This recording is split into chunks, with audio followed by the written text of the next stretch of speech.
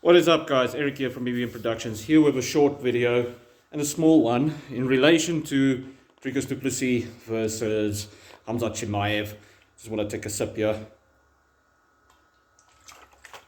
Yeah, by the way, guys, lazy, I don't want to get a glass right now.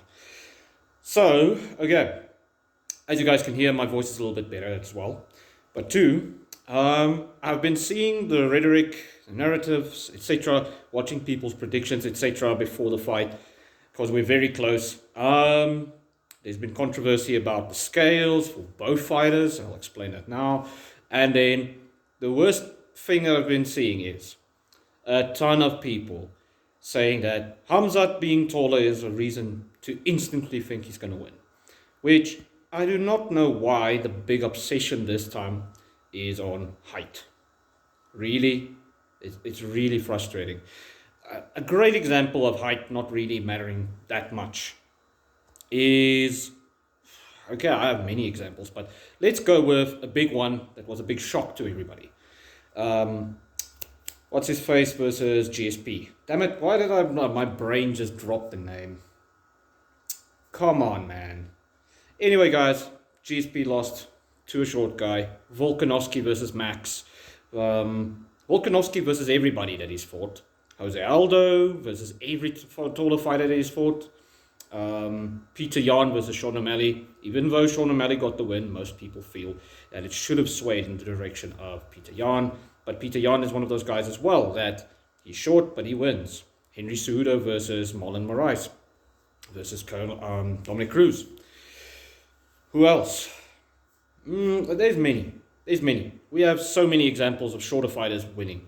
And that is why this height obsession is such a weird thing to me. Wait, DC versus almost everybody he's fought as well, because he's a very small heavyweight, very small light heavyweight. Anyway, guys, this stupid obsession is just like, really? Height doesn't matter as much as reach does. Leg reach and wingspan. And funny enough, people don't understand that it's more your shoulder width that depicts this than just arm length. Plus, on top of that, you suck if you can't use your reach, which I don't know why people just glance over that. They really just glance over that. They forget it. It's like at the back of their mind, they're like, oh no, this taller guy's just going to land shots first. And it's like, no. John Jones versus every decent boxer on the feet struggled. Think of the Dominic Reyes fight. He struggled. And why? He fights like this. You guys can go watch. You will see. He rarely uses his shoulders, his hips, and he uses it at such a lower level, well, not lower level, functionality, that he doesn't land his strikes as often. He's not as good with his boxing because he's very stiff in the shoulders. Doesn't turn over. Think of Ilia Topuria using every bit of his reach and compare it to John Jones. Israel Adesanya kind of has that problem as well. And that means a shorter fighter will land shots on you if he uses his reach a lot better. Look how much further I can hit just because I'm extending my shoulders. Now, a lot of people think you just do this naturally, but you don't. So the reach and the height thing is pointless. It's absolutely pointless. Especially for this fight, because Dricus has shown, even versus taller fighters, he lands better. Because Izzy is taller than Khamzat. Clearly in their face-offs, he's taller. So that really needs to get dropped. Then on top, a lot of people just glancing over some technical aspects, especially on the ground. I was so shocked because people are like, no, he has no defensive grappling. I'm like, all right, I will admit, he's not as defensively sound at defending double legs. However, everything from there is perfect. And getting up is perfect. His positional awareness is great. In my breakdown, you guys can go check. It's insanely good. I was really impressed. In fact, in some ways, it was better than Usman. Although, I will say this, a more prepared Usman might be better at defending these things. Also, he's rarely put in those positions. I don't think even in training he's been in that position much. Like, yeah, it's not something he trains often. Let me say it like that. All right. Now let's move on to the scales thing, because the scale controversy was interesting. So a lot of people think Khamzat didn't make weight, and they think Dricus should be just on the limit or just below it, in fact. Reason why is you can zoom in on the scale when Khamzat climbed on it, even after he took off his clothes. The scale goes all the way up. So usually these scales have to balance in the middle. If it stands in the middle, near your weight that you're supposed to get, then it's good. If it does this, it's too heavy. If it does this, you're too low. So, yeah, it instantly went like this with Khamzat, and with Dricus, was in the middle around there. However, he was on the dot 185, when he himself said I was actually less on the other scales. So people were making a thing out of that, and then also they were making a thing of Dricus Du Plessis saying he walks around at 216, 210 pounds, and he cuts down to 185, and they were like, nah, if he got so easily to his weight, there's no way he's that heavy, etc. Which to me is a little bit weird, because over the years we've heard all kinds of claims of guys being lighter than they are, and then later on they show us their weights after the fight, or just after the fight, or just when they walked into the cage, the reports come out, and these guys are heavy, really heavy. Other guys are very light. So, yeah, to me, the weight thing matters more than, oh, he's taller than him. Reason why is, like I said, if a guy can't use his reach, which Khamzat arguably doesn't turn over his shoulders and turn over his punches that well, because he's a wrestler, which is also funny because people are talking about height when we're in the context of wrestling, where, again, that doesn't matter. Just your arm reach does. But that's not part of height. So it's just pointless in a fight, in my opinion. But regardless, I don't think he uses his reach. Khamzat now doesn't use his reach the same way as Dricus does. Dricus, in fact, overextends. He often overextends. And then it still lands, which is funny to me.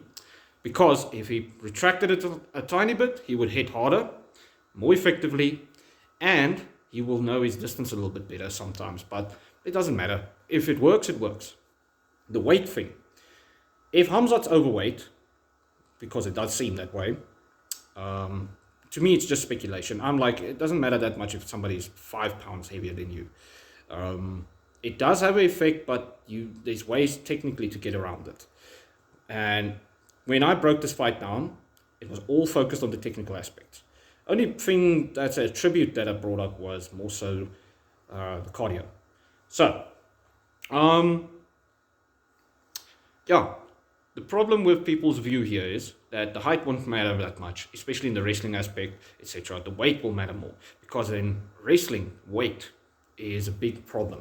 So that 5 pounds would be a lot. However, it won't be impossible to come over, because some people are built. Let me check if I can show you guys with my forearm. So I look skinny like this until I show my forearm like this. Now it's very dense. I'm very dense here because I'm forearm dominant on my arm, very much, as you guys can see.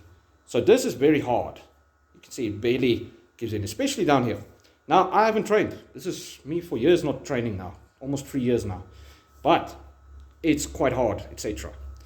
Now, density matters more than just weight.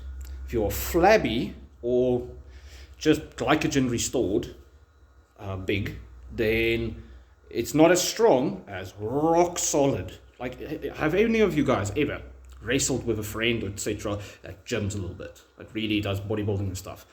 You grab them and they feel so heavy. They feel hard to move, strong.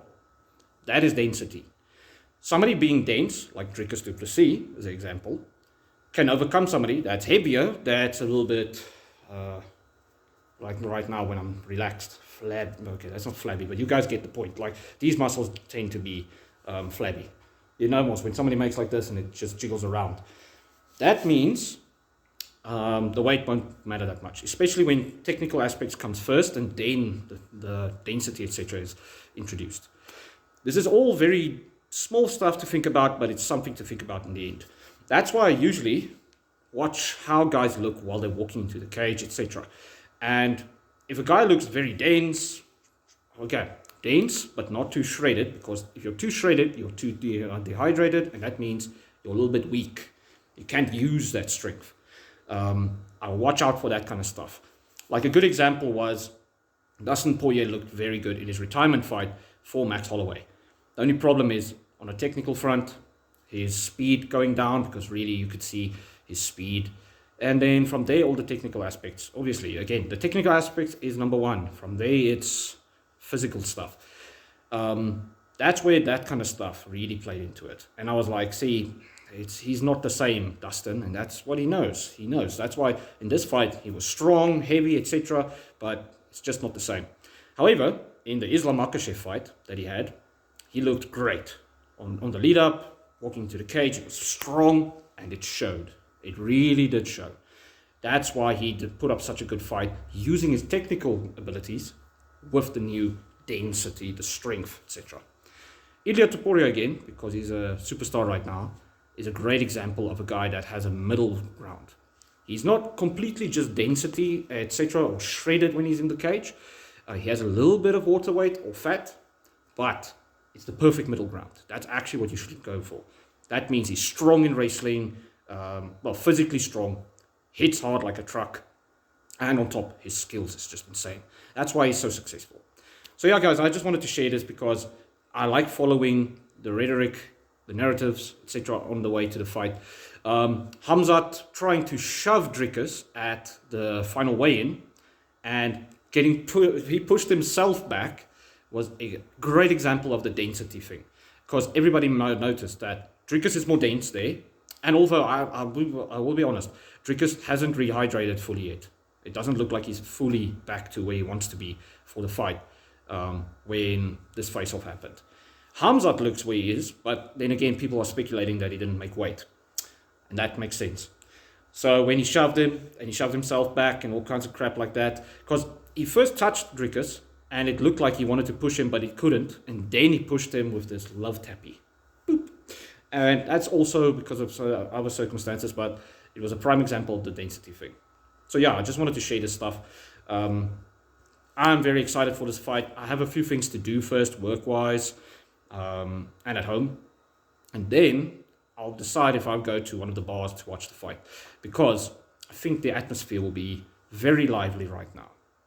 So yeah, guys, enjoy and let me know if you guys are going to watch this fight. Cheers.